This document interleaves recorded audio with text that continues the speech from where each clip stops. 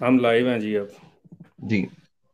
जी, अदील एहसन, जो के फाउंडर हैं पाकिस्तानी इन पुर्तगाल फेसबुक ग्रुप के, और जिन्होंने 11 साल स्पेंड किए हैं पुर्तगाल में, बहुत एफर्ट्स की। आगाज आए आप किसी और कंट्री में, आप पुर्तगाल गए, जैसे हम लोग मोस्टली नॉन ईयू सिटीजन्स आते हैं, और हम चाहेंगे कि आप हमें अपने बारे में बताएं, और हम लोग प्रॉपर इस सिलसिले का आगाज करें और आपसे इंफॉर्मेशन लें पुर्तगाल इमिग्रेशन के हवाले से। जी अस्सलाम वालेकुम शाह जी और दूसरे दोस्त जो हमें अभी देख रहे हैं लाइव, आप सब दोस्तों को सलाम, सत श्री अकाल, नमस्कार और हेलो टू एवरीवन। तो शाह जी, जैसे यहाँ पे सभी लोग, आपको पता है यूरोप में हम तमाम लोग जो हैं वो आते हैं और हम सबकी तकरीबन यही कोशिश होती है कि हम किसी ना किसी तरीके से यहाँ पे अपने आप को लीगल कर सकें। तो मैं भी इसी तरह अपने काम के सिलसिले में आता जाता रहता था। तो ये 2011 की बात है। हम्म। तो मई 2011 में मैं आया था। तो जैसे आजकल ये, जैसे हमारे ये यूट्यूब पेज पे या फेसबुक ग्रुप पे या और दूसरे जो जितने भी सोशल मीडिया के ज़राए हैं, या लोगों को आजकल तो जैसे इंटरनेट की वजह से ये सारा एक ग्लोबल विलेज बन गया है, तो सभी को ये तकरीबन मालूम है कि पुर्तगाल में पेपर बन रहे हैं। तो अगर अपने जी। आप को आपने लीगल करवाना है तो आप पुर्तगाल चले जाएं वहाँ पे। जी, तो बिल्कुल इस इसी तरह ही। तरह मुझे भी इंफॉर्मेशन मिली कि जी अगर आप पुर्तगाल जाएंगे तो 6 माह पेपर बन जाएंगे। तो जी। ये बात है 2007 की, तब भी किसी ने बताया था तो मैंने इसको इतना सीरियस नहीं लिया। और सच्ची बात है, 2007 में तो नाम ही पहली दफ़ा सुना था कि पुर्तगाल भी कोई कंट्री है। हम्म। तो इसी तरह फिर 2009 में भी किसी ने बताया। 2011 में जब फिर यही पता चला जी कि पुर्तगाल जाएं आप, तो मैंने कहा मेरा ख्याल है इस चीज़ को अब सीरियस लेना चाहिए। तो सारी दुनिया पुर्तगाल पुर्तगाल क्यों कर रही है। तो खैर, ये 2011 की बात है। वो 6 माह जैसे आजकल यहाँ पे एक बड़ा एक आपको पता है, हर बंदा ये कहता है कि जी अगर आप पुर्तगाल चले जाएं तो आपको 5 साल के बाद पासपोर्ट मिल जाएगा। जी। ये 5 साल कोई बंदा ये नहीं आपको बताता कि आपको 5 साल पुर्तगाल में लीगल गुजारने हैं, फिर उसके बाद आपको पासपोर्ट मिलता है। और आप लीगल होने में, जिस दिन आप पुर्तगाल होने तक तकरीबन आपको 1.5 से 2 साल लीगल होने में लग जाते हैं। यानी आपको जो पहला रेजिडेंस कार्ड है वो मिलने में तकरीबन 2 साल हैं, तो तकरीबन साल 1.5 साल उसमें भी लग सकता है। तो ये कुल मिला के तकरीबन कोई 8-9 साल का प्रोसीजर है। लेकिन हम सारे जो हैं ये सारे यही कहते रहते हैं कि जी अगर आप पुर्तगाल आ जाएं तो आपको 5 साल बाद नेशनैलिटी मिल जाएगी।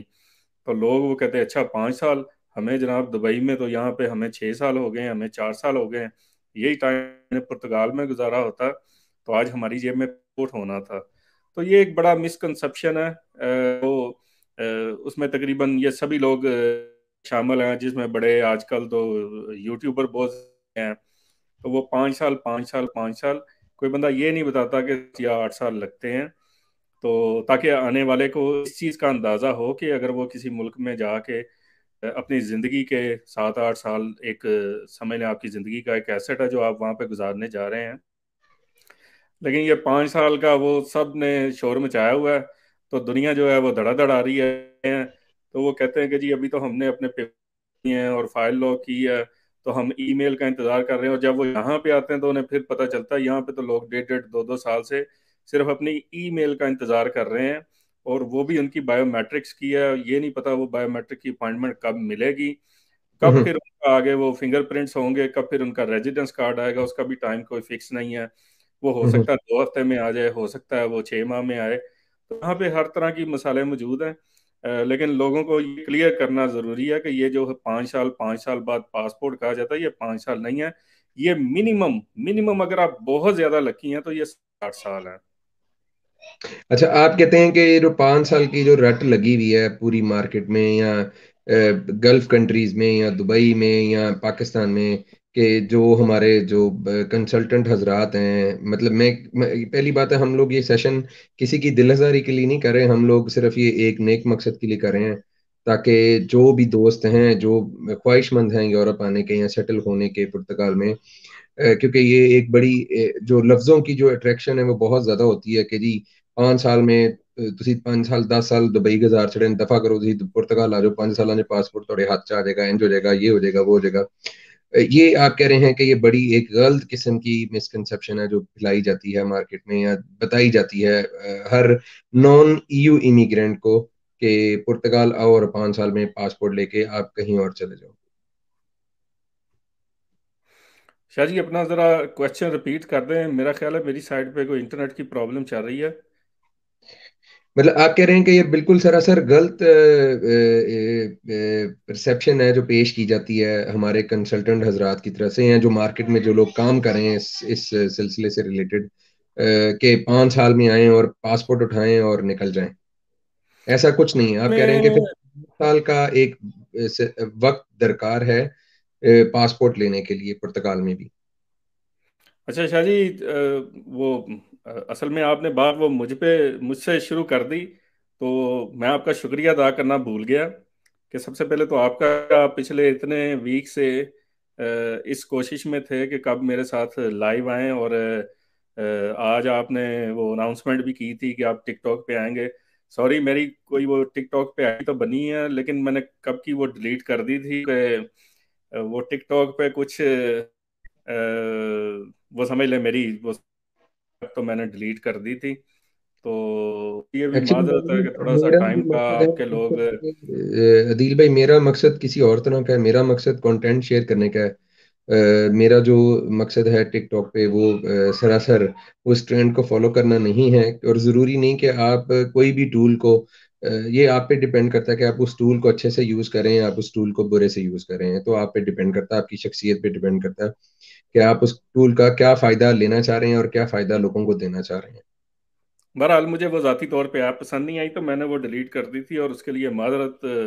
आपके जो बहुत सारे फॉलोअर हैं वो आपका वेट कर रहे थे, और ये वहाँ पे फिर वो आपको पता है कोई वो टेक्निकल इशू चल रहा था, तो ना मेरी समझ में आ सका, मेरा ख्याल है ना आपकी समझ में आया कि हम वहाँ पे लाइव क्यों नहीं हो सके। जी अच्छा, तो दूसरी जो बात कर रहे हैं, देखें जी, ये जो आप वो एजेंट वगैरह इन लोगों की बातें कर रहे हैं, तो ये तो ऑब्वियस है, जिन लोगों का ये बिजनेस है तो उन्होंने तो आपको सुहाने ख्वाब दिखाने हैं। जी। अब वो दुबई में बैठे हैं, वो पुर्तगाल में बैठे हैं, या अब तो हमें ये पता चला कि ये यूरोप के काफ़ी सारे ममालिक में लोग बैठ के वहाँ से काम कर रहे हैं। आपके हम्म। पोलैंड में मुझे पता चला वहाँ से भी लोग काम कर रहे हैं, कुछ फ्रांस में बैठे काम कर रहे हैं, तो यहाँ पे तो घर घर में अब एजेंट हजरात बैठे हैं। और मेरा जो स्टांस है ये एजेंट्स के हवाले से, आप तो खैर बड़ी अच्छी तरह जानते हैं, तो इस वजह से हमने तो बड़ी दुश्मनियां पार रखी हैं कि हम लोग देते हैं, और हमारा ये बिजनेस भी नहीं है। और इस वजह से बहुत सारे लोग ऐसे हैं जो हमसे नाराज हैं, हमसे खफा हैं, हमारे दुश्मन हैं। जैसे कि हम हक सच की बात करते हैं लोगों को, और लोगों को बताते हैं ये 10-10, 20-20, 50-50 वाले जो काम है, ये लोगों को आप इतने पैसे दे के तो अपने पैसे मत ज़ाया करें। इसके अलावा फिर भी इस चीज़ की छोटी नहीं है कि आपके ये जो डॉक्यूमेंट्स वगैरह बन रहे हैं आपके, ये ओरिजिनल हैं या नहीं है। कल को कोई भी इसका नुकसान होता है तो of course you have to pay the price. तो ये आपके ये जो एजेंट है ना, ये आपको कहीं दूर दूर तक दिखाई नहीं देंगे। तो इस वजह से बड़ी यहाँ पे दुश्मनियां भी बनाई हुई हैं लोगों से, और दोस्तियां भी खैर इसी वजह से हैं क्योंकि हम अच्छी बात करते हैं, सच्ची बात करते हैं, हक की बात करते हैं। बिल्कुल आप सही कह रहे हैं अदील भाई, क्योंकि प्रॉब्लम ये है कि जब आप हक और सच के रास्ते पे होते हैं तो फिर मुश्किलें और मुसीबतें बहुत आती हैं रास्ते में, और फिर आपकी आपके रास्ते दुश्वार करने वाले भी बहुत होते हैं, जिनको जो खुद कुछ नहीं कर सकते, लेकिन वो आपको भी कुछ नहीं करना देने देने चाहते। जैसा कि आपने हमें बताया अपने बारे में कि आप आए किसी और मुल्क में और आपने मतलब रह के, डेफिनेटली जितने लोग आते हैं विजिट वीजे पर ही आते हैं, और वो इसी तरह हम लोग, मैं भी विजिट वीजे पर ही आया, मैंने हम मोस्टली लोग जो आते हैं, क्योंकि यूरोप इतना इजी नहीं है हम एशियंस के लिए या नॉन ईयू सिटीजन्स के लिए कि हमें वो इजीली वर्क वीजा दे दें। हाँ, इटली जिस तरह कुछ कंट्रीज हैं जो वर्क परमिट्स निकालते हैं, लेकिन वो भी हर इंसान की एक्सेस में नहीं है। और लेकिन हम ये जानना चाहेंगे कि आपने अपना सफर जो है वो कहाँ से स्टार्ट किया, क्योंकि हम लोग आपका सेशन, अपना आपका इंट्रो लेके फिर हम लोग एक मुख्तसर खुलासा आपसे पूछ के फिर हम लोग क्वेश्चंस की तरफ जाएंगे, दोस्तों से क्वेश्चंस लेंगे कि वो क्या क्वेश्चंस पूछना चाहते हैं या आपकी क्या एडवाइजेज होंगी, क्या आप सजेस्ट करना चाहेंगे दोस्तों को, या जो भी मुख्तलिफ कंट्रीज से जो जो हैं इमिग्रेट करना चाहते हैं पुर्तगाल में, या मतलब सिटीजनशिप के ख्वाहिशमंद हैं, या जो लोग गोल्डन वीजा लेके आना चाहते हैं, उनके लिए आपकी रिकमेंडेशंस लेंगे हम। देखिए, कुछ तो दोस्त यहाँ पे ये अभी यूट्यूब पे लाइव जा रहा है सेशन, और यहाँ पे अभी ये एन के ग्लोब, इनकी तरफ से हेलो लिखा है तौसीफ तारिक साहब है। मेरा ख्याल आप भी पढ़ सकते हैं ये जो मैसेजेस स्ट्रीम यार्ड की यहाँ पे आपको दिखाई दे रहे हैं। जी बिल्कुल। जी जी बिल्कुल।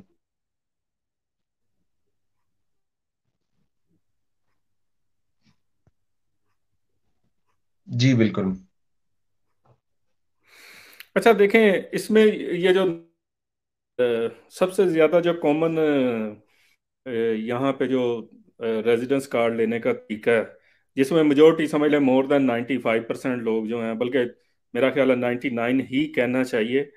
तो जो 99% लोग हैं वो आर्टिकल 88 और आर्टिकल 89 में जाते हैं। और ठीक है। ये जो दोनों आर्टिकल्स हैं, ये उन लोगों के लिए हैं, भले आप यहाँ पे पुर्तगाल किसी लीगल तरीके से आए हैं, विद वैलिड वीज़ा आए हैं, या आपका वीज़ा एक्सपायर हो चुका था, आपके पास बिल्कुल वीज़ा ही नहीं था, लेकिन आप किसी भी तरीके से यहाँ पे पुर्तगाल में पहुँच गए हैं। तो जी। मेनली तो ये दो आर्टिकल यूज़ किए जाते हैं। बाकी इसके अलावा जो समझ लें हाईली स्किल्ड लोग हैं, वो अब आर्टिकल 90 की तरफ जा रहे हैं। और हम्म। कुछ दोस्त जो हैं, अभी ये जो रीसेंट जो नया इन्वायरमेंट बन रहा है वो ये है कि लोग D7 वीज़ा लेके भी पुर्तगाल आ रहे हैं। तो ये कुछ कैटेगरीज ऐसी हैं जिनमें समझ लें कि प्रोसेस आप अपनी एप्लीकेशन का, जैसे हमने शुरू में की अपॉइंटमेंट्स वगैरह हैं, या जो आपकी ईमेल है, जब आप फाइल लॉक करते हैं तो वो थोड़ा सा समझ लें दूसरों की निस्बत प्रोसेस थोड़ा फास्ट है। ठीक है। सिक्योरिटी जो है वो आर्टिकल 88 89 वाले ही हैं इसमें। ठीक है।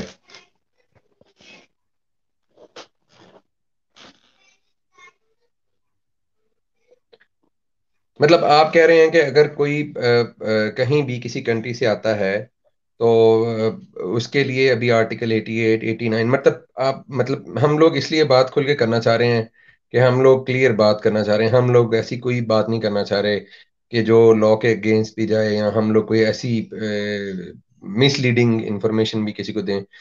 अगर किसी के पास आप कह रहे हैं कि शेंगन का विजिट वीजा है, वो फिर भी पुर्तगाल में आके रेजिडेंस अप्लाई कर सकता है आर्टिकल 88 और 89 पे। देखें, ये सबसे ज्यादा ना कॉमन है। चाहे आप स्टूडेंट वीजा पे आए हैं, चाहे आप वीजा पे आए हैं, चाहे आप बिजनेस वीजा पे आए हैं, चाहे आप फैमिली वीजा पे आए हैं, आप किसी भी कैटेगरी के वीजा पे अगर आप ये हैं, या आपके पास किसी किस्म का वीजा ही नहीं और आप पुर्तगाल में मौजूद हैं। अब ये नहीं मैं कहूँगा कि जी आप ऐसे आए या वैसे हैं, अगर आप पुर्तगाल में मौजूद हैं तो गवर्नमेंट ने आपको यहाँ के कानून से ये ऑप्शन दी है कि आप आर्टिकल 88 या 89 में जाके अपने आप को लीगल करवा सकते हैं और अपना पुर्तगाल का रेजिडेंस कार्ड ले सकते हैं। और मेरा ख्याल है यहाँ पे जो लोग अभी जो रिसेंटली यहाँ पे यूरोप में आ रहे हैं, उन्हें तो पता है। जो नए आने वाले हैं उनको थोड़ी समझ लें इतनी इन्फॉर्मेशन नहीं है। लेकिन पुर्तगाल जो है, मेरा ख्याल है अराउंड द वर्ल्ड इस टाइम काफ़ी पॉपुलर और हॉट डेस्टिनेशन चल रही है, क्योंकि सबको ये पता है कि अगर आपने यूरोप जाना है और अपने आप को लीगल करवाना है तो Portugal is the only destination where could get your immigration done and with 100% legal ways. अच्छा, मुझे थोड़ा सा मजायका खेज बात भी है आपसे करते हुए, और मुझे खुद भी हंसी आती है क्योंकि मैं खुद भी 2 दफा आ चुका हूँ आपके साथ, एक दफा मौका भी मिला मुलाकात करने का।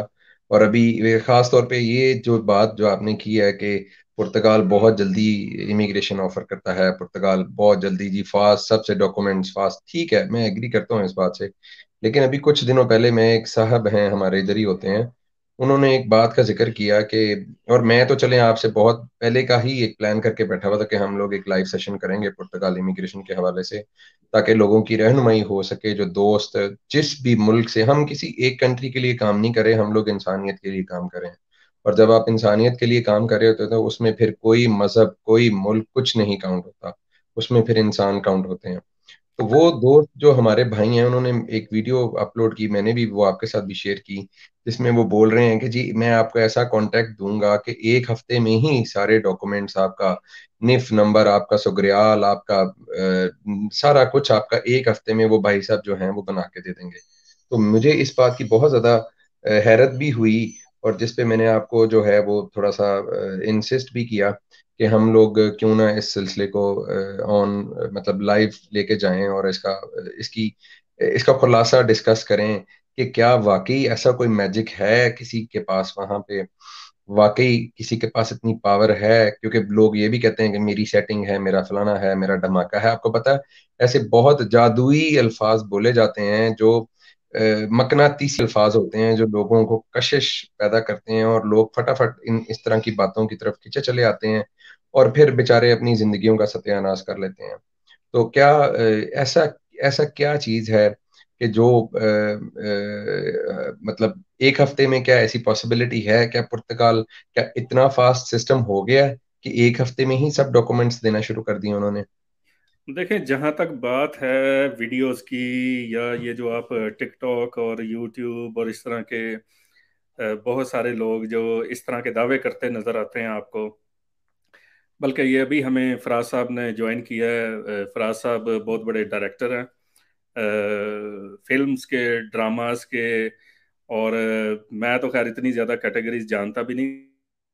सेशन शुरू होने के कोई दोस्त थे, तो वो भी साथ लाइव थे कॉल पे। तो वो हम्म। यही बता रहे थे कि मैंने किसी की वीडियो देखी है, पीछे कोई स्विमिंग पूल था और बड़ा हसीन सा मंजर नजर आ रहा था, और वो कह रहे थे कि जी आपको ये पुर्तगाल की जो है वो हम इमिग्रेशन करवा देंगे दिस एंड दैट वे। तो मैं उन्हें यही बता रहा था कि यहाँ पे हर बंदा जो है ना, वो लोगों को बड़े सुहाने ख्वाब दिखाए जाते हैं, और हकीकत जो है वो इसके बिल्कुल बरक्स है।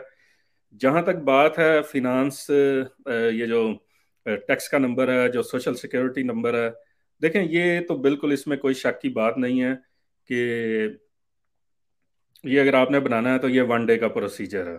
ठीक है जी। ठीक है। लेकिन बात जो है डॉक्यूमेंट्स की, डॉक्यूमेंट्स बनने में या आपकी फाइल लॉक होने में या उसके बाद ईमेल आने में, ये तकरीबन 1.5 से 2 साल का प्रोसेस है। अब ये जिन लोगों का आप जिक्र कर रहे हैं ना, इन लोगों की बस इतनी सी औकात है कि इन्होंने, किसी ने इसमें से 100 कमाना है, किसी ने 200 कमाना है, किसी ने 300, या फिर आगे ये जो इनके आगे जो पार्टी है उसको देख के कि ये पार्टी अफोर्ड क्या कर सकती है। अगर तो सही। कोई बंदा वेल सेटल्ड है तो उससे हो सकता है ये 500 का चूना लगा लें, 1000 का चूना लगा लें, उस बंदे की सही। कैपेसिटी देख के कि ठीक इन्होंने है। से खाना क्या है, कमाना क्या है, बस। और बाकी जो प्रोसेस है वो तो सेम उसी तरह वो तो चलेगा, वो तो सारी चीजें कंप्यूटराइज्ड हैं। पर हम ये बार बार अपने ग्रुप में, हमारा फेसबुक का सोशल मीडिया ग्रुप चुका, वहां पे, या मेरा ये देश और प्रदेश से, तो यहाँ हम्म। पे ये चीज़ें बारहा हम रिपीट कर चुके हैं कि अगर कोई बंदा आपसे टैक्स नंबर बनाने के लिए, सोशल सिक्योरिटी नंबर बनाने के लिए, या आपकी फाइल लॉक करने के लिए, या आपका जो जुनता का पेपर है, जुनता दो फ्रैक्सिया तश्तादो जो होती है, तो ये हम्म। छोटी छोटी जो चीज़ें हैं, ये सब 5-5, 10-10, 20-20 यूरो वाले डॉक्यूमेंट्स हैं। इनके लिए हम्म। खुदारा हमने, क्योंकि मैं वहाँ पे अभी आपको पता है पिछले 10-11 साल वहाँ, और हमने ऐसी ढेरों मिसालें देखी हैं कि जो फाइनेंस नंबर है, जो अगर आप किसी के साथ वहां पे जाते हैं तो जो बिल्कुल डॉक्यूमेंट जो है, फर्स्ट पेज जो है, पहला जो डॉक्यूमेंट है आपका, वो फ्री बनता है। उस डॉक्यूमेंट के लोगों ने 300 यूरो, 500 यूरो, 1000 यूरो, और जब हम आए थे तो हमें यह सुनने को मिला था लोगों से कि 4-4, 5-5 हजार यूरो तक लोगों से लेके तो वो फाइनेंस का नंबर बनाया गया है जो बिल्कुल फ्री बनता है। जी बिल्कुल अब इस तो तरह। दो चार पांच, और दूसरा जो बंदा आपको वहां पे बैठ के ऑफर कर रहा है ना किसी भी दूसरे कंट्री से कि जी आपको जरूरत नहीं है, देखें, मैं अब वहां पे रहा हूं, मैं वहां के सिस्टम को समझता हूँ। बल्कि शायद आपने ये कल परसों हमारी पोस्ट देखी हो कि पुर्तगाल में जिस बंदे ने 3 महीने कर लिए है ना, तो वो बहुत बड़ा खिलाड़ी बन जाता है। और हम सब जो हैं वो जब ज्यादा नहीं है, हम करती हैं, और जैसे ही हम एक दो महीने वहां पे गुजार लेते हैं तो हमें जब समझ आती है, यही आता है कि यार ये तो कोई रॉकेट साइंस है ही। अब हमने किसकी ना लगाना है तो हम तैयारी कर लेते हैं कि भाई मैं तेरे पेपर भी बनवा देता हूँ, मैं तेरे पेपर भी बनवा देता हूँ। तो वो तो बेचारे बैठे हैं वहां पे, उन्हें तो पता नहीं है कोई। इन सारे लोगों के जब टैक्स नंबर बनाए जाते हैं वो 2 नंबर कंपनियों के थ्रू बनवाए जाते हैं। इनके हम्म। जो सोशल सिक्योरिटी नंबर बनाए जाते हैं वो 2 नंबर कंपनियों के थ्रू बनवाए जाते हैं। इनके जो कॉन्ट्रैक्ट लगाए जाते हैं वो 2 नंबर कंपनियों के थ्रू लगवाए जाते हैं, जिनका कोई वाली वारस नहीं होता। मेरी खुद की जाती कंपनी जो 2016 से काम कर रही थी, तो मैंने एक दफा कहा कि ये बंदा जो है पिछले 2 वीक से मेरे पास काम इसने शुरू कर दिया है, तो अब इसको रजिस्टर्ड करवाना है। तो मेरी अकाउंटेंट ने कहा अगर तुम 2 वीक पीछे जाओगे तो तुम्हें 500 यूरो जुर्माना होगा। ठीक है, आप ये अंदाजा करें। तो यहाँ पे लोगों को ये बताया जाता है कि जी वो किसी का टैक्स चढ़ाना है, कोई मसला नहीं जनाब, पिछले 2 साल का आपका टैक्स चढ़ जाएगा। वजह क्या है कि वो कंपनी कहीं पे एग्जिस्ट करती हो तो वो तो कंपनियां ही इस मकसद के लिए जाती हैं। और वो सारी कंपनियां जो हैं वो ब्लैक लिस्ट हैं। कल को किसी भी अगर ये सिस्टम में आ जाती है जी कंपनी है, मतलब सब ये हम लोग फेक कंपनी क्वेश्चन थी, ये ब्लैक लेके। लिस्ट कंपनी थी, ये कंपनी बनाई इसलिए गई थी कि यहाँ टैक्स कॉन्ट्रैक्ट और ये सारे मामला किए जाएं। तो आपकी जो नेक्स्ट रेजिडेंस कार्ड है वो बिल्कुल कि आपसे ये क्वेश्चन किया जाएगा कि पहले ये कंपनी में तुम करते क्या रहे हो। और वो फिर आपको मुख्तलिफ इस तरह के सवाल पूछेंगे, तो फिर आप मजबूर हो जाएंगे ये बताने के लिए कि ये जनाब हमने पे एज यू गो सर्विस ली थी, हमने जेब से पैसे दिए थे। तो उस स्टेज पे आके देखें, अगर आपकी यहाँ पे फैमिली है, अगर आपके बीवी बच्चे हैं, अगर आपके बूढ़े माँ बाप हैं आपके साथ, तो कहीं पे भी आके किसी भी स्टेज पे आपके साथ इस तरह का कोई मसला बन जाए, तो आप ये देखें, आप छोटा सा एक कट लगाने के चक्कर में बाद में उसके नतायज अगर 2 साल बाद, 3 साल बाद, 4 साल बाद, क्योंकि ये तक, तो अगर कहीं पे भी आप जाके फंस जाते हैं तो उसका नुकसान भी अल्टीमेटली आपने ही वो भुगतना है सारा। तो हम तो हमेशा ये कहते हैं कि यार आप यहाँ पे लीगल तरीके से आए, यहाँ पे आके अपने सारे मामला जो हैं वो सही तरीके से करें। जब यहाँ की गवर्नमेंट आपको ऑफर कर रही है तो आपको ये एबीसी, ये छोटे छोटे, ये अब इनको मैं क्या कहूँ, टट्टू टहरे, इनके पीछे भागने की आपको जरूरत ही नहीं है। पुर्तगाल में इतना पोटेंशियल है अभी कि आप यहाँ पे आके लीगली रह सकते हैं, यहाँ पे रह के काम कर सकते हैं। अपने ये छोटे छोटे डॉक्यूमेंट्स हैं, ठीक है, इनको अगर आपको 2 हफ्ते ज्यादा लग गए या आपको 2 महीने भी ज्यादा लग गए, लेकिन आपका सारी उम्र कर रहा है, तो आप कट लगा के तो इतना आगे जा रहे हैं कि इतना रिस्क ले रहे हैं, तो बेहतर ये है यहाँ पे आए और अपने सारे से सारे टैकल करें आप। जी बिल्कुल, आपने ये बात बिल्कुल बहुत अच्छी कही है। जो मैं कहना चाहता था कि ये भी एक जो पहला ट्रिक तो ये कि 5 साल में नेशनैलिटी। दूसरा जो ट्रिक होता है जो मोस्टली हर कॉमन बंदे की जुबान पे होता है कि यार तेनों आन दी लोड नहीं आ, मेरी सेटिंग है, तू मैंने अपने पासपोर्ट की कापी भेज, तेरे सारे डॉक्यूमेंट मैं हफ्ते च बना के भेज जाऊंगा, तेरा कॉन्ट्रैक्ट लवा के तेरी फाइल लॉक हो जाएगी। ये तो एक टिपिकल लफ्ज है जो कह के बेचारे लोगों के साथ खिलवाड़ किया जाता है, लोगों को काबू किया जाता है, उनसे पैसे मंगवाए जाते हैं। और मतलब हम लोग तो, हमारा तो कभी ऐसा कोई सिलसिला, अल्हम्दुलिल्लाह मैं भी आपके साथ हूँ पाकिस्तानी इन पुर्तगाल में। हम लोग इधर भी पाकिस्तान फोरम वॉर्सो पोलैंड को भी मैनेज कर रहे हैं। हम लोगों का तो ऐसा कोई सिलसिला भी नहीं है कि हम कहें कि आप प्राइवेट में आओ, मैं आपको उसका नंबर बताता हूँ। मैं आपको कभी, आपके साथ भी नहीं हमने ऐसा देखा, ना कभी हमने बाकी जितनी भी टीम आपकी भी काम करी है, जो हम लोग फलाह के लिए, लोगों की इंसानियत के लिए काम कर रहे हैं। लेकिन ये चीज बहुत एक जो है ना वो मतलब फनी है कि दूसरा पॉइंट ये होता है कि यार आने की जरूरत नहीं है। मतलब इस पे भी बहुत सारे लोग बेचारे जो हैं, जो बेचारे इलीगल बैठे हुए हैं यूरोप में, या जिनके वीजाज ओवरस्टे हो चुके हुए हैं, जो लोग, कुछ लोग अजील लेके बैठे हुए हैं, जिनको कोई समझ, क्योंकि प्रॉब्लम ये है कि हम लोग एशियंस खास तौर पे, मैं खाली पाकिस्तान की बात नहीं करूंगा, क्योंकि हमारे बहुत सारे दोस्त इंडिया से भी हैं, नेपाल, डिफरेंट कंट्री से हैं, जो हमें आज देख भी रहे हैं और सुन भी रहे हैं, कि हमें गाइड करने वाला कोई नहीं, हमें सही गाइडलाइन नहीं मिलती यूरोप में आके, हमें पता ही नहीं चलता कि हमने करना क्या है और हमने जाना किस तरफ है। तो इस पे मैं आपकी जो है वो राय लेना चाहूंगा कि क्या ऐसी पॉसिबिलिटी, आप तो बहुत अच्छे से समझते हैं इस सारे सेगमेंट को, तो आप क्या कहेंगे इस पॉइंट के ऊपर, क्या कहना चाहेंगे? अच्छा देखें, ये इसमें जो सबसे जो बड़ी बात है ना, मुझे वो याद आ गया जब मैं भी 2011 में आया था। तो सबसे जो जबरदस्त इसमें समझ लें, वो सारी स्टोरी इसी, वो जिसको समझ आ जाए तो वो बात आपने खुद कर दी है कि जी आपको जाने की जरूरत नहीं है।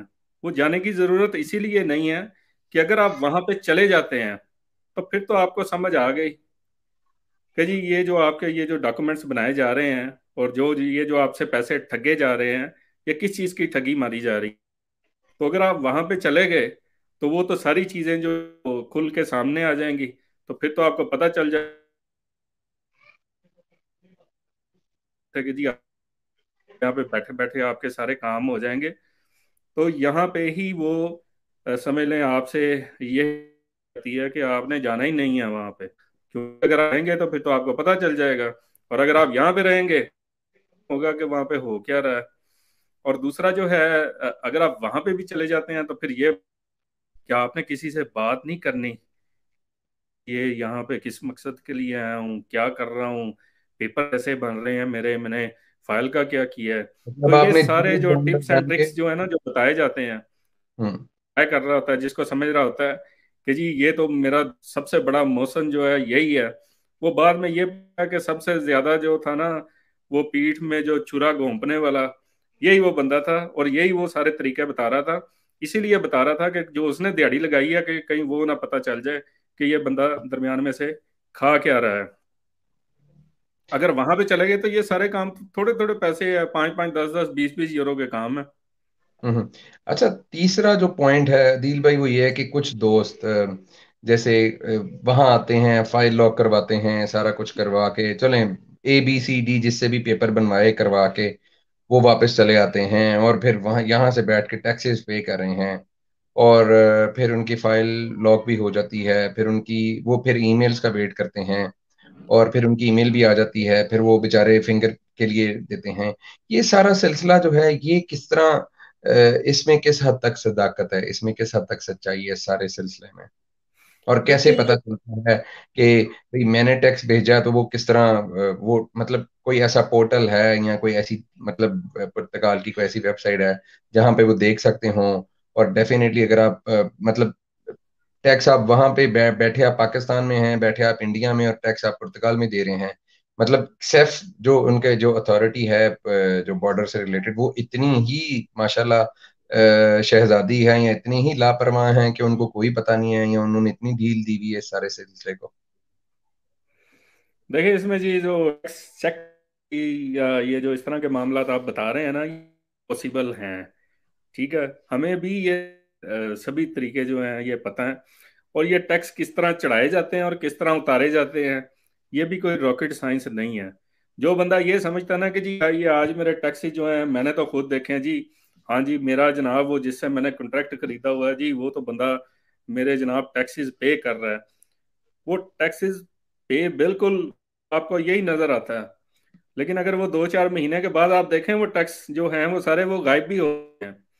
और वो सारे पैसे जो हैं, जितने भी पैसे आपने दिए होते हैं, वो बाज दफा ये लोग जो हैं वो अपनी जेब में डाल लेते हैं। और वो आपके टैक्सेस की सूरत में गया, तो लोग ये समझ रहे होते हैं ना कि जी मैं ऑनलाइन देख रहा हूँ पोर्टल पे, और जी। सगरांता सोशल के पोर्टल पे वो नजर आ रहा है, हाँ जी मैनू जनाब बड़ा बंदा सही लभ्या वे। वो तो जनाब मेरे टैक्स जड़े आ पहली दी पहली चढ़ रहे ने, वो ना चढ़ने का पता चलता है ना उतरने का पता चलता है। तो जब आपने गलत काम करना है तो फिर जाहिर है आपने डरना भी है। और आपको वो सारे फिर हर तरह का कोई भी आपको सरप्राइज मिल सकता है। और जाहिर है मैं तो किसी की गारंटी नहीं कर सकता कि आपने जिस बंदे से लिया कॉन्ट्रैक्ट है ही, को कॉन्ट्रैक्ट बेच रहा है, तो वो कहाँ बताएं उसको। अगर आप कह रहे हैं कि जी हमें तो बंदा बड़ा अच्छा मिल गया, तो वो अच्छा कहेगा।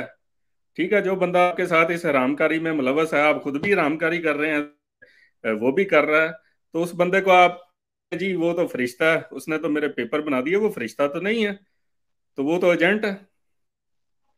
क्योंकि काम हो जाए, मैंने तो इस सिलसिले से रिलेटेड एक कहावत बनाई है, काम हो जाए ते बल्ले बल्ले, काम ना होवे तो तुसी थल्ले। ठीक है। तो ये मेरा एक मकूला जो है, मैंने दरियाफ्त किया है इस काम के हवाले देखें से। शाह जी, इसमें अगर काम हो भी जाए ना, ठीक है, काम हो भी जाए, मैं आपसे 3 साल बाद, 4 साल बाद, 5 साल, कहीं पे भी ये बाहर आ गई कि ये कंपनी जो थी ये ब्लैक लिस्ट, इस कंपनी पे तो इतने बंदे काम ही नहीं कर सकते थे, कोई भी उस कंपनी के बारे में ABCD कोई भी प्रॉब्लम नहीं, इस पे रेजिडेंस कार्ड किस किस ने लिया है, इस पे रेजिडेंस कार्ड किस किस को इशू है, तो जब हम्म। आपने अपने कार्ड की रिन्यूअल के लिए जाना है, तो ये फिर दिमाग से निकाल दें, इसके लिए तैयार रहें कि आपको ये 7-8 साल में किसी भी स्टेज पे जाके कोई भी सरप्राइज मिल सकता है। तो काम हो भी जाएगा ना, तो ये गारंटी नहीं है कि वो आपका रेजिडेंस कार्ड जो आपको मिल गया वो फॉर एवर ऐसे इसी तरह कंटिन्यू रहेगा। ठीक है। अच्छा, तो अब आप ये बताएं आपको हमें कि मकसद ये आपको टैक्सी शो हो रहे हैं, ये ना बिलीव करें कि वो बंदा वाकई आपके टैक्सीज पे कर रहा है। वो टैक्सीज पे करना वो कुछ भी नहीं होता, वो सिर्फ और सिर्फ वो पोर्टल में जाके आपकी एक इनवॉइस इशू की जाती है, तो उसी टाइम जो उनकी वो वेज स्लिप बन के वो वहां से इशू हो जाती है। तो आपके सिस्टम में वो ये show होता है कि जी ये जो हमारा टैक्स जो है वो पे हो गया, हालांकि नहीं हुआ होता। तो ये जो लोग हैं ये समझते हैं कि जी मैं तो बड़ा नेक बंदा मैंने मिल गया, वो किस चीज़ का नेक है जो बंदा आपको कॉन्ट्रैक्ट बेच रहा है। लेकिन इसमें गलती हम लोगों की भी जो है, जो हम लोग इस तरह के रास्ते जो आसान जो है ना, मीठी ख्वाब गाहें तलाश करते हैं और फूलों वाले रास्ते तलाश करते हैं, क्योंकि जब भी आप किसी कठिन रास्ते पे चल रहे होते हैं तो पत्थर और कांटे तो जरूर होते हैं उस रास्ते पे। और जब तक आप उनसे गुजरे नहीं तो आपको पता नहीं चलता कि इस चीज की या इस मतलब इस सिलसिले की अहमियत क्या है। ठीक है। तो हम लोग टोटली उनको भी ब्लेम नहीं दे सकते, ये तो हम भी खोए रहते हैं ख्वाबों में, और हम भी चाहते हैं कि फटाफट हम भी देखो बस। पुर्तगाल में आने वाला ना हर बंदा जो है वो उसको इन्फॉर्मेशन मिल गई है, उसने मेरे जैसे वीडियोस देख ली हैं, उसको ये करनी है, उसके बाद ईमेल आनी है, वो कॉन्ट्रैक्ट ये करना है, वो करना है, वो घोड़े पे बैठा हुआ है और वो ये समझता है उसने जाना है और 2 दिन में वहां के जनाब वो सारा कुछ कर करा के उसने पेपर ले लेने हैं। ठीक है, तो ये इतनी ज्यादा जो तेजी में आते हैं ना लोग, तो वो बाद में ऐसे फंसते हैं वहां पे। मैंने ये देखे एक अरसा वहां पे गुजारा है, हमने इतनी मिसालें वहां पे देखी हैं, हमें पता है कि लोगों के साथ वहां पे क्या क्या होता रहा है। और लोग जो हैं वो आधी बात आपको बताते हैं, आधी बताते ही नहीं है। और जिन्होंने पैसे कमाने हैं, जिनका ये बिजनेस है, उन्हें उन्होंने तो लोगों को सबज बाग दिखाना ही है। तो हम्म। मैं बस ये कहूंगा, जैसे ये अभी तारिक जट साहब है, इन्होंने लिखा है कि बाती माँ का काम मिल जाता है, जी बिल्कुल तारिक जट साहब, बिल्कुल मिल जाता है, पुर्तगाल में काम है। एक जमाना था बिल्कुल पुर्तगाल में काम की इतनी ज्यादा अपॉर्चुनिटीज नहीं थी, लेकिन अब जो है काम के हालात कंपैरेटिवली बहुत बेहतर हैं। अब हम्म। वो वाला पुर्तगाल नहीं है जी। तो मैं सबसे यही कहूंगा कि अगर आपने कुछ भी अपना कोई भी काम करना है, तो बहुत सारे ऐसे आर्टिकल्स हैं, जैसे आर्टिकल 89 है, अगर आप उसमें फाइल लॉक कराते हैं, अगर आप फ्री लांसर बन के काम कर रहे हैं, तो आप बहुत जल्दी पेपर ले सकते हैं और आपको आप अपने यानी काम ये सारे खुद कर सकते हैं, आपको ज़रूरत नहीं है ABC की। और आपको ये पता होगा कि आप अपने काम अपने हाथ से कर रहे हैं। ये इसी आपकी इसी बात पे मैं एक और बात ऐड करना चाहूंगा, क्योंकि ब्राजीलियंस हम लोग सुनते हैं यार, उनको बड़ी जल्दी पेपर मिल जाते हैं, उनको बड़ी जल्दी पेपर है, सानू क्यों नहीं मिलते? ब्राजीलियंस को मिल जाते हैं, उनको पुर्तगीज लैंग्वेज आती है, उनको एज है फलाना है धमाका है जी, उनको पेपर जल्दी मिल जाते हैं। उनके पास कौन सा ऐसा जादू होता है जो एशियंस के पास नहीं होता? मतलब क्या ऐसा, वो कौन सा आर्टिकल यूज करते हैं पुर्तगाल में कि वो फास्टेस्ट वे में अपना रेजिडेंस कार्ड ले लेते हैं? देखें इसमें फिर मैं यही कहूंगा कि हमें आधी बातों का पता है, आधी का हमें नहीं पता होता। जिस बंदे को जल्दी पेपर मिल ये जो हम वो आर्टिकल 88 के पीछे भाग रहे हैं, तो यहाँ की मेजोरिटी जो है, क्योंकि जाहिर है वो पुर्तगेजी लैंग्वेज बोलते हैं, तो वो जब आते हैं तो वो अगर आर्टिकल 89 में फाइल लॉक कर रहे हैं, तो जाहिर है उन्हें अपने काम की बेस पे वो पेपर ले रहे हैं, और बगैर कुछ जेब से पे किए। हमें सिखाया ये जाता है कि हमने जाके वहाँ पे कॉन्ट्रैक्ट खरीदना है। दूसरा, हमें ये नहीं पता कि कौन सा बंदा यहाँ पे फैमिली वीजा पे आया है। हमें ये नहीं पता कौन किसका भाई है, किसका बेटा है, कौन किसका माँ बाप की कैटेगरी में आ रहा है। ये लोग किस कैटेगरी में पेपर ले रहे हैं, यहाँ पे फैमिली रीयूनियन है, या ये जैसे अभी आर्टिकल 90 है, या D7 वीजा पे आ रहे हैं। अगर आप हाईली स्किल्ड लोग हैं, तो हर एक की कैटेगरी जो है वो डिफरेंट है। अच्छा, आप मतलब ये पॉइंट्स हैं जो मैंने नोट किए हैं, जो मैंने आपसे डिस्कस करने थे, जो नॉर्मली पब्लिक के भी पॉइंट्स हैं, जो लोगों के जहनों में क्वेश्चन है। आप मुझे बताएं कि पुर्तगाल की जो वीज़ा रेशो है पाकिस्तान से या डिफरेंट कंट्री से, वो किस तरह की है? लीनियंट है या थोड़ी स्ट्रिक्ट है? और देखें वर्क ये अगर किसी को मिल जाता है, लेट सपोज अगर किसी कंपनी से, तो उसके कितने परसेंट चांसेस हैं कि उसको वो वहां से वीजा स्टैम्प हो सकता है उसके पासपोर्ट पे? देखें जो तो अगर आप वर्क परमिट बेस पे कर रहे हैं, तो फिर तो इसका मतलब है कि वो 100% गारंटीड वीज़ा है। क्योंकि उसमें ये जो है, जिस फर्म के पास आप काम करने जा रहे हैं, उसने यहाँ पे अपना सारा प्रोसेस जो है वो कंप्लीट करके फिर आपको वहाँ पे आपको स्पॉन्सर भेजा है। तो वो तो गारंटीड वीज़ा है, उसमें तो ना का सवाल ही नहीं है। इसी तरह जो फैमिली रीयूनियन वीज़ा है, उसमें भी मोस्ट ऑफ द केसेस जो लोग रेजिडेंट कार्ड होल्डर हैं और वो अपनी फैमिली को लाना चाहते हैं, जिसमें बीवी है, बच्चे हैं, पेरेंट्स का मैं नहीं कहूँगा, क्योंकि पेरेंट्स में आजकल हमने देखा है कि थोड़ी सी रुकावट आ रही है। लेकिन जब आपके पास सेफ का अप्रूवल लेटर है, तो उसका मतलब भी यही है कि 90% या 95% आपको वीज़ा इशू होगा। अब जो आप कैटेगरी की बात कर रहे हैं, जैसे एक आम बंदा वो वीज़ा के लिए अप्लाई करता है, तो उसका हमने जानने के लिए कि कौन सी एम्बेसी आजकल लीनियंट काम कर रही है, तो मैं पुर्तगेजी एम्बेसी को तो उसमें बिल्कुल ज़ीरो मार्क्स दूंगा कि पुर्तगेजी एम्बेसी को तो आप भूल जाएं, जिसमें आप जाके कोई विजिट वीज़ा या किसी भी दूसरी कैटेगरी में अगर आप अप्लाई करना चाहते हैं। ये हम्म। मेरा जाती एनालिसिस है, ये मेरा जाती राय है, जो कि गलत भी हो सकती है, लेकिन जो मैंने देखा है। तो हमने ग्रुप में एक पोस्ट लगाई थी कि आप जितने भी लोग यहाँ पे ग्रुप में मौजूद हैं, तो आपने किस एम्बेसी का वीज़ा अप्लाई किया था जो आपको वीज़ा मिल गया। हम्म। तो उसमें जो मेजोरिटी थी, उन सब ने ये कहा था कि हमने स्पेन का विजिट वीज़ा अप्लाई किया। तो मेरे हम्म। लिए वो एक बहुत बड़े सरप्राइज की बात थी। मैं सोच रहा था कि शायद उसमें जर्मनी का नाम आएगा, क्योंकि मैंने खुद 3 बार जर्मन वीज़ा लिया था। हम्म। तो मैं ये समझ रहा था कोई आएगा, लेकिन जर्मनी कोई चौथे पांचवें नंबर पे था उस लिस्ट में। तो सबसे हम्म। पहले जो था स्पेन था, और उसके हम्म। बाद जो अगला था वो हॉलैंड की एम्बेसी थी, नेदरलैंड। जी। जी बिल्कुल इस तो तरह ही शायद है। और आपने भी वो पोल देखा हो। तो वो पोल करने का यही मकसद था कि ये जो हमारे जो दोस्त अभी यहाँ पे ये कमेंट्स वगैरह कर रहे हैं, जो भी दूसरे कंट्रीज में बैठे हैं और वो यहाँ पे आने का इरादा रखते हैं, तो वो हमसे पूछते हैं कि जी हम किस एम्बेसी में वीजा करें। तो वहां पे हमने ये नोट किया है कि स्पेनिश एम्बेसी जो थी, वो मेरे लिए एक यानी बहुत बड़ा सरप्राइज था। जी और बिल्कुल इस। बाकी अगर आप ये आर्टिकल 90 में जा रहे हैं, या अगर आप ये इसमें जा रहे हैं D7 जो वीज़े की बात हो रही है, तो फिर ऑफ कोर्स D7 अपॉर्चुनिटी तो आपके पास ये पुर्तगाल ने बड़ी ज़बरदस्त स्कीम रखी है, जिसमें आप जो साल की आपकी यहाँ की मिनिमम वेज है, उसके इक्वल अगर आपके पास पैसिव इनकम आप हैं, तो शादी का वो कनेक्शन जो है वो लॉस्ट हो गया। तो मैं आपके कमेंट्स देखता हूँ। ये हमारे दोस्त हैं शाह साहब, तो ये पोलैंड में होते हैं। काफी दिनों से मुझे बार बार कह रहे थे कि मैंने टिकटॉक पे आया तुम्हारा जो है वो इंटरव्यू लेना है। तो वो टिकटॉक पे तो वो किसी वजह से नहीं हो सका, तो हम इधर स्ट्रीम यार्ड पे ही आ गए हैं। तो मैं लें जी, शाह जी वापस आ गए हैं। जी माजरत, वो गलत बटन पे हाथ लग गया।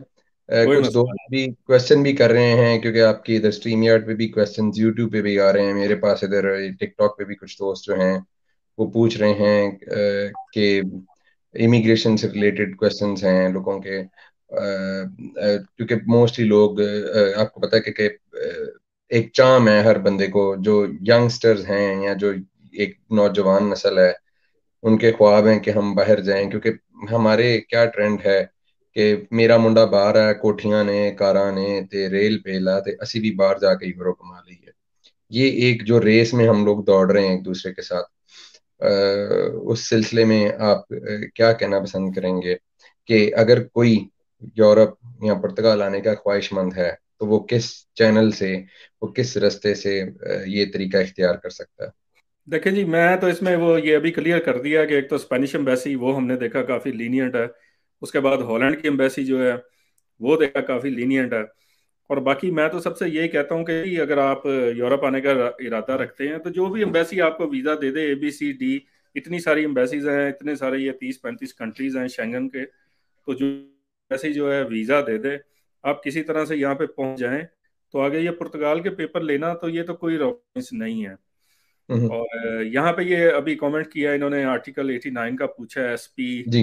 इन्होंने कहा जी अपना कोई बिजनेस स्टार्ट देखें, इसमें बिल्कुल मेरी मालूमात के हिसाब से आप बिल्कुल वापस नहीं जा सकते।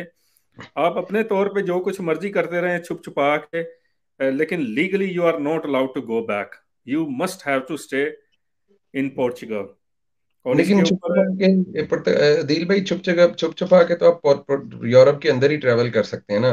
अगर आप नहीं, यूरोप ये से बाहर मकसद है। ट्रेवल करते हैं तो फिर लेकिन आप कहाँ यूरोप के देखें, आप यूरोप के अंदर भी नहीं जा सकते कानून के हिसाब से। आप यूरोप के अंदर भी कहीं पे दूसरे कंट्री नहीं ट्रैवल। अगर आप लीगली देखेंगे तो उनकी शर्त जो है वही फुलफिल करनी पड़ेगी कि आप 6 महीने से ज्यादा बाहर नहीं गुजार सकते। और जब भी आपने फाइल लॉक की है तो फिर तो ये है कि आप यहाँ की, तो फिर तो आप बिल्कुल भी बाहर आपको नहीं जाना चाहिए। और इसके ऊपर एक कमेंट है चेतन भाई का, तो उनको मैं बता देता हूँ जी। मैंने तकरीबन 1.5 साल पहले लगा था पहला कार्ड लेने में, उसके बाद 5 साल आपको लीगली पूरे करने पड़ते हैं। और मैंने नेशनैलिटी वैसे ही समझ लें 4 महीने कर दें, तो मैंने कोई तकरीबन मेरा ख्याल है कोई शायद साल के बाद ही मैंने अप्लाई की थी। तो इस वजह से कर करा के वो मेरे तो तकरीबन लगे हैं इस पे 8-9 साल लग गए हैं टोटल। नेशनैलिटी लेने में? हाँ जी, हाँ जी, हाँ जी, हाँ जी। अच्छा, मेरे नेशनैलिटी की हम लोग बात कर रहे हैं क्योंकि हम लोग एक एक नेशनैलिटी लेवल वाले स्टेज पे आ गए हैं। तो जो चीज़ मेरे एकदम जहन में आई, जो एक हमारे भाई हैं उन्होंने अभी यहाँ पे लिखा है, खिजर भाई हैं जो टिकटॉक पे लिख रहे हैं, हमारे इधर पोलैंड में ही होते हैं, कि मिनिमम टैक्स कितना होना चाहिए पुर्तगाल में फाइल के लिए। और इसका मैं आपसे जवाब लूंगा, लेकिन जो पहले मुझे इनकी बात पढ़ के एक बात याद आई कि लैंग्वेज जो है उसका क्या रोल है, क्योंकि वहां पे क्या कहा जाता है कि यार नहीं, लैंग्वेज टेस्ट कोई नहीं है, हमें स्कूल जड़ा है सर्टिफिकेट वगैरह दे देंगे, तो टेंशन ना ला पाए, हमें आसान जी गल है, कोई मसला ही नहीं है, लाउड नहीं है। बस 100 क्लासां कर, सर्टिफिकेट लै ते नैशनैलिटी तेरे हाथ ते पई है पुर्तगाल दी।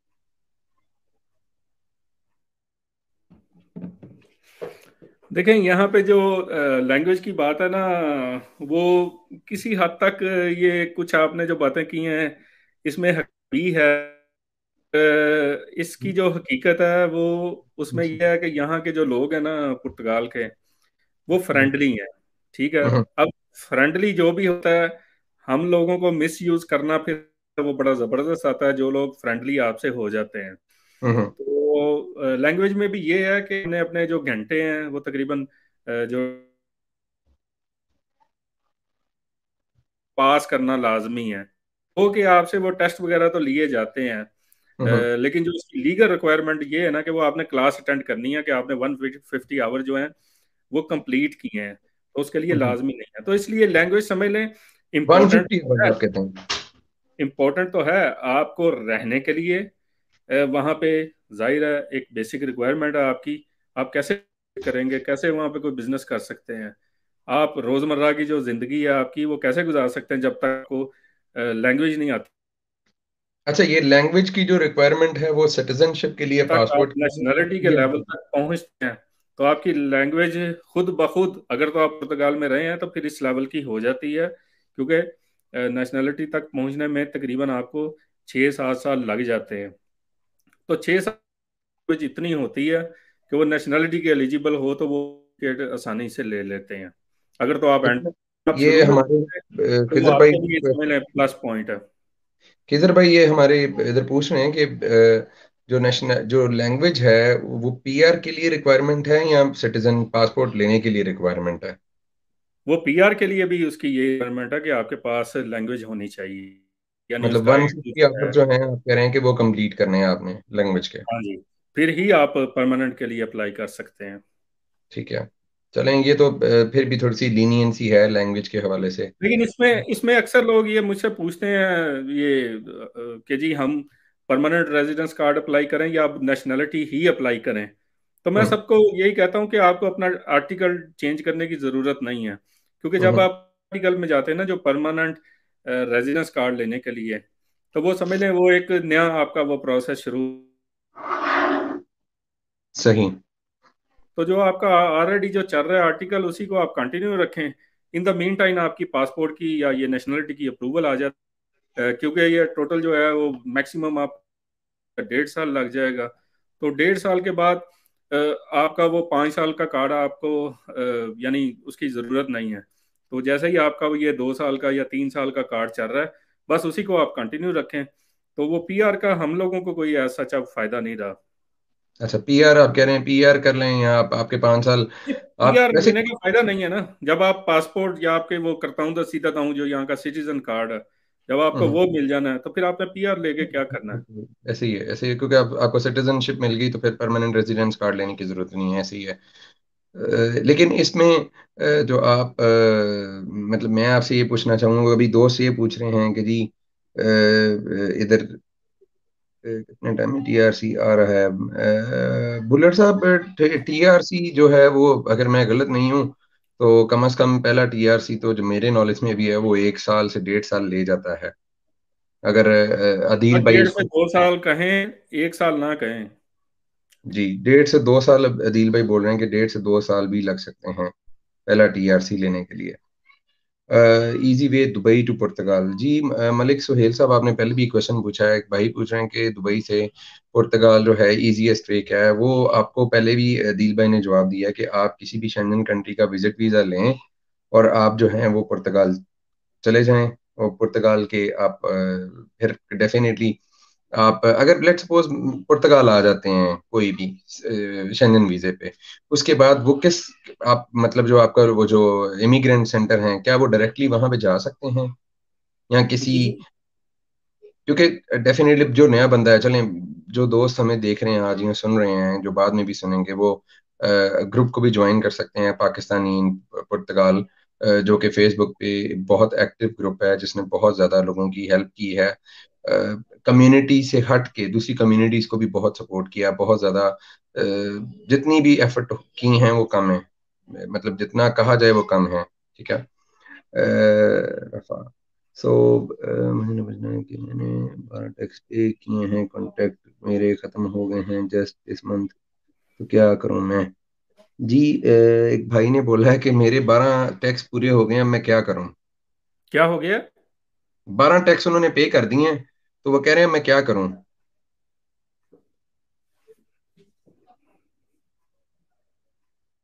12 टैक्स पे कर दिए तो आगे क्या क्वेश्चन है? कह रहे हैं कि जी मैंने, ये भाई का क्वेश्चन है कि मैं पूछना है कि मैंने 12 टैक्स पे किए हैं, कॉन्ट्रैक्ट मेरा ख़त्म हो गया है जस्ट दिस मंथ, तो क्या करूं मैं? 13वां टैक्स पे करने की तैयारी करें जनाब। अच्छा जी, वो दिल भाई कह रहे वो हैं आप 13 टैक्स पे करें। वो डॉक्टर होता है ना, वो नब्ज देख के बता देता है कि मरीज का जो है प्रॉब्लम क्या है। तो इन भाई साहब की प्रॉब्लम जो है ना वो ये है कि इन्होंने कॉन्ट्रैक्ट खरीदा हुआ है और ये अपनी जेब से टैक्स पे कर रहे हैं। मैं इधर बैठ के, मुझे इनका नाम नहीं पता, मैंने इनको देखा नहीं, मैं इनको मिला नहीं, लेकिन इनके सवाल से ये समझ आ गई है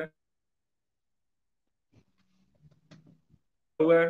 और ये अब हर महीने टैक्सी जो है वो भी अपनी जेब से पे कर रहे हैं। जी मोस्टली लोगों ने तो, आपको पता है, जैसे आपने पहले बोला है, इस कन्वर्सेशन, इस चैट के आगाज में, कि 90% 99.9% लोग मोस्टली कॉन्ट्रैक्ट्स लेके दूसरी जगह पे बैठ के इस सारे सिलसिले को रन कर रहे हैं। और उनको मतलब, क्योंकि अभी एक ट्रेंड चल रहा है कि पुर्तगाल पुर्तगाल पुर्तगाल पुर्तगाल पुर्तगाल पुर्तगाल में जी बस सारा कुछ ही ईजी है, पुर्तगाल ते मतलब चक्कर ही कोई नहीं है, मसला ही कोई नहीं है, 5 साल पासपोर्ट लो तो कहानी खत्म, कितने भी मूव हो चुको, कोई टेंशन नहीं। अभी तो आपको पता है ट्रेंड ही ये चल रहा है। अच्छा, यहाँ पे कॉमन। भी शाह जी इधर भी मैसेज आए हुए हैं। ये आसिफ साहब ने लिखा जी, दिल भाई कार इलेक्ट्रिशियन का काम इजी मिल जाता है पुर्तगाल में, मेरे पास फ्रांस का शहरिया में हूँ। मोहम्मद आसिफ, बस आपकी फील्ड है, और आपके लिए मेरे साथ दुनिया में कहीं भी चले जाएं तो आपके लिए तो बड़ी ज़बरदस्त अपॉर्चुनिटीज़ हैं। आप कहीं पे भी जाके एक, काम कर, खुद एक का हमारी बिजनेस शुरू कर सकते हैं आप। पंजाबी बहन है, उन्होंने लिखा है, कोमल प्रीत हैं, बहन है कि भाई हैं, सॉरी, लेकिन उन्होंने लिखा है कि जी मेरा पासपोर्ट प्रोसेस 6 महीने हो गए हैं, अभी कितना टाइम और लगेगा। शुरू से दोबारा पूछें ज़रा। जी उन्होंने लिखा कि मेरे पासपोर्ट प्रोसेस को 6 महीने हो गए हैं और कितना टाइम लगेगा। अच्छा, पासपोर्ट उन्होंने अप्लाई किया, तो पासपोर्ट को तकरीबन समझ लें 9 से 10 महीने जो हैं, ये एवरेज टाइम लगता है। तो 9-10 महीने के बाद जो है वो समझ लें किसी टाइम भी आपको गुड न्यूज़ मिल सकती है। और बाकी डिपेंड करता है जब आप, अगर आपके पास है जो आप वेबसाइट चेक करते हैं, तो उस हिसाब से भी आपको अंदाज़ा हो जाता है कि ये अभी किस स्टेज में है। तो वो 7 पॉइंट्स हैं, 7 गोल सर्कल बने हुए हैं वहाँ पे। तो जब भी आपका वो प्रोसेस आप शुरू करते हैं तो फिर आपको वो कोड भेजा जाता है, कोडिगो दी छवें सेसू। स्टेप, सॉरी जी, वो कह रहे हैं 6 नंबर पर है, 6वें स्टेप पर है। तो बस फिर समझ लें आजकल में इंशाल्लाह किसी टाइम भी कोई भी आपको इतला मिल सकती है। ये तो बड़ी अच्छी चलो बात जी। है, आपकी सारी इंक्वायरीज जो हैं वो कंप्लीट हो चुकी हैं। सबसे ज्यादा कोमल इसमें प्रीत टाइम जो जी। है वो ये जो है सेफ और इंटरपोल का जो रिस्पोस्टा होता है उसका कहा जाता है कि जी सबसे ज्यादा उसमें टाइम लगता है। तो अल्हम्दुलिल्लाह आपके अगर 6 पॉइंट्स कंप्लीट हो गए हैं तो बस आप तैयारी करें। आप ये समझें अब आपने कहाँ पे जाना है। हम्म। ठीक है जी। और दिल जी, तो कोमलप्रीत जी, ਤੁਸੀਂ ਆਪਣਾ ਆਨਸਰ ਤੁਹਾਨੂੰ ਉਮੀਦ ਹੈ ਕਿ ਮਿਲ ਗਿਆ ਹੋਵੇਗਾ। ਦਿਲ भाई ने ਕਿਹਾ ਕਿ ਤੁਹਾਨੂੰ ਗੁੱਡ ਨਿਊਜ਼ ਕਿਸੇ ਟਾਈਮ ਵੀ ਮਿਲ ਸਕਦੀ ਹੈ। सर मेरी वालदा 62 ईयर्स में। ਨਹੀਂ ਜੀ, ਹਾਂਜੀ ਬਿਲਕੁਲ ਜੀ, ਕੋਮਲਪ੍ਰੀਤ ਜੀ ਤੁਹਾਨੂੰ ਬਹੁਤ ਵਧਾਈਆਂ ਹੋਣ, ਤੁਹਾਡਾ ਪਾਸਪੋਰਟ ਕਿਸੇ ਟਾਈਮ ਵੀ ਤੁਹਾਨੂੰ ਡਿਲੀਵਰ ਹੋ ਸਕਦਾ ਹੈ, ਤੁਹਾਨੂੰ ਗੁੱਡ ਨਿਊਜ਼ देखें, ਮਿਲ सकती है, ਤੁਹਾਡੀ इसमें वेरिफिकेशन। इसमें शाह जी इनको ये बताएं आप कि इनके लिए जो पॉजिटिव चीज़ है ना इसमें, वो ये है कि जब इसने प्रोसेस ने 6 स्टेप कंप्लीट कर लिए हैं तो इसमें किसी किस्म की वो किसी भी ऑफिस की वजह से कोई रुकावट नहीं है। यानी कि इनकी सबकी सारी जो इंक्वायरीज हैं वो कंप्लीट हो चुकी हैं। तो ये आखिरी स्टेज पे है, बल्कि ये जहाँ पे इन्होंने अपनी फाइल जमा करवाई है ना ये नेशनैलिटी के लिए, तो ये वहां पे है अभी ऑफिस में। और इसको वो कहते हैं कि जी वो उसके बस कंजर्वा तौर के साइन होने रहते हैं। तो वो साइन होने में बाज दफा 2-2 महीने लग जाते हैं, बाज दफा 2 दिन लगते हैं। तो साथ में इनको मैं ये भी रिकमेंड करूंगा, बेहतर ये है कि अगर ये वहाँ के जहाँ इन्होंने नेशनैलिटी जमा करवाई है ना उस ऑफिस में जाके उनसे अगर बात कर लें कि जी मेरे प्रोसेस का क्या बना है, तो वो एट दी स्पॉट भी इनको अप्रूवल कर सकते हैं उसी टाइम। बल्कि मैं यही इन्हें कहूंगा कि ये सुबह ही जो है ना वहाँ पे चले जाएं, जी तो कोमलप्रीत जी, और ਤੁਹਾਨੂੰ इनका काम हो जाएगा। ਉਮੀਦ ਹੈ ਕਿ ਤੁਹਾਨੂੰ ਆਨਸਰ ਮਿਲ ਗਿਆ ਹੋਵੇਗਾ ਤੁਹਾਨੂੰ ਤੁਹਾਡੇ ਕੁਐਸਚਨ ਦਾ। जी जी, मैं now I'm not in Portugal. Actually, I have a very good friend like my brother. He used to stay in Portugal for 11 years, and today he's well experienced. He's managing the Pakistani community and other communities as well. We are helping a lot of immigrants there, and we are working like a team. So today we had a session with him, and definitely this today's session is in mostly in Urdu and even in English as well. But we were taking questions in Urdu and Punjabi. अच्छा बिलाल रशीद साहब, आप खुद का status बताए हैं कि आप अभी पुर्तगाल में मौजूद हैं या आने का इरादा रखते हैं, ये बताएं जल्दी से। एक भाई ने पूछा है कि जी भाई, ये दुबई में एक एजेंट है, पोलैंड विजिट वीजा दे रहा है 25,000 dirham में। सर उसको मेरी तरफ से, अगर 25,000 dirham में वो आपको ये पोलैंड का वर्क परमिट दे रहा, सर मैं ऑलरेडी, मैंने बहुत दुश्मनियां ली हुई हैं यहाँ पे अपने कुछ भाइयों से, जो बहुत नाराज है मेरे से कि मैं क्यों, जैसे अदील भाई ने पुर्तगाल में ली नहीं, यहाँ पे मैंने ली हुई है बहुत सारे लोगों से, कि भाई क्यों इन्फॉर्मेशन देते हो, क्यों बताते हो, सच्ची बातें क्यों करते हो, सारा सच बता दोगे तो हम क्या करेंगे, हमारी दुकानदारी कैसे चलेगी। तो मैं सिर्फ, आप समझदार हैं, मैंने आपको इतना सिर्फ कहा है, 25,000 dirham में भाई, अगर आपके पास 25,000 dirham हो तो आप यहाँ पोलैंड में कबाब शॉप ओपन कर सकते हैं, और उस कबाब की डेली आप 1,000 जलोती सेल कर सकते हैं। लेकिन आज क्योंकि हमारा मकसद पुर्तगाल डिस्कस करना है, तो हम पोलैंड के क्वेश्चन फिर किसी और दिन आपसे लेंगे, और डेफिनेटली पोलैंड का भी एक सेशन करेंगे आप सब दोस्तों के साथ।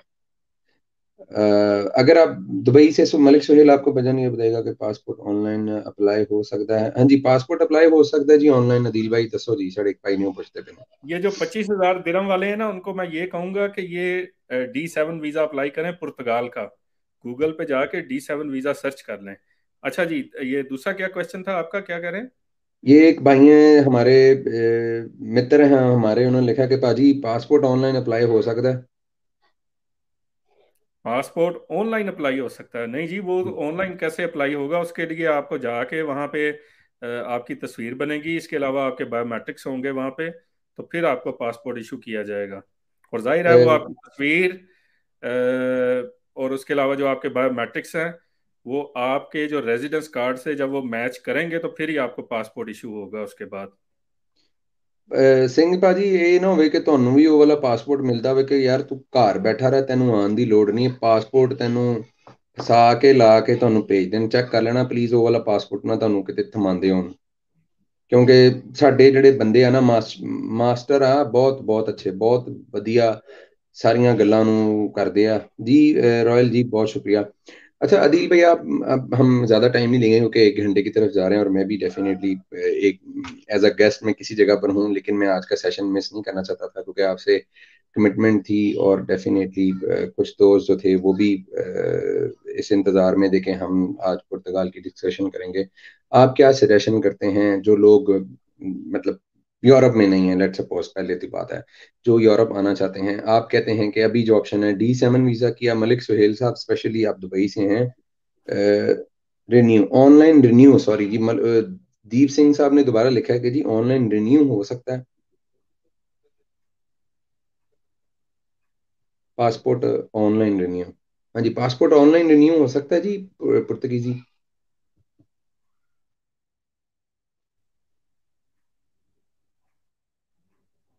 दिल भाई, आपको मेरी आवाज आ रही है?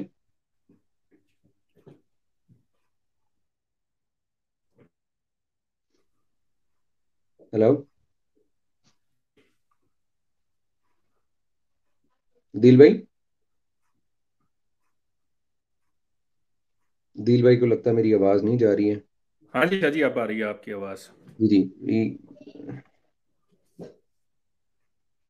अच्छा, यहाँ पे ये वालदा को उन्होंने पूछा था, तो बिलाल रशीद साहब आपको मैं यही कहूँगा कि आप जो है बिल्कुल अपनी वालदा का अप्लाई कर सकते हैं।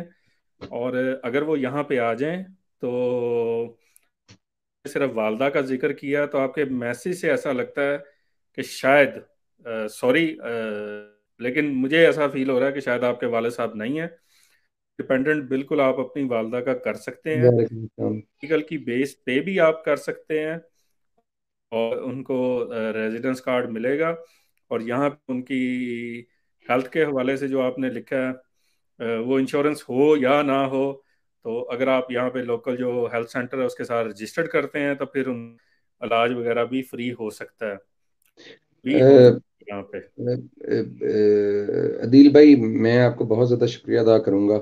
अदील भाई के भी इस टाइम नेट में कोई प्रॉब्लम आ रहा है, और हम लोग ये कोशिश करेंगे कि हम लोग जो आज का सेशन है उसको, उसकी पूरी रिकॉर्डिंग को अपलोड करें, और उसी वीडियो के ऊपर जो भी क्वेश्चन आंसर्स होंगे वो हम आप सब दोस्तों से लेंगे, और हम कोशिश करेंगे कि हम अदील भाई के साथ एक और सेशन रखें, और जो भी आप लोगों के कॉम्प्लिकेटेड क्वेश्चंस हैं, या जो भी आपको कोई प्रॉब्लम्स हैं वो हम लोग उनसे पूछने की कोशिश करेंगे। और आप सबका बहुत ज़्यादा शुक्रिया कि आपने ज्वाइन किया। और उम्मीद है कि आपको कुछ ना कुछ अ, जवाब मिले होंगे अपनी बातों के। और अदील भाई, मैं आपसे आप क्योंकि डिस्कनेक्ट हो गए तो मैं सोच रहा था कि हम लोग इस सेशन की वीडियो को अपलोड करेंगे आज अपने टिकटॉक चैनल पे भी और यूट्यूब के चैनल पे भी और बाकी सब जगह पे भी।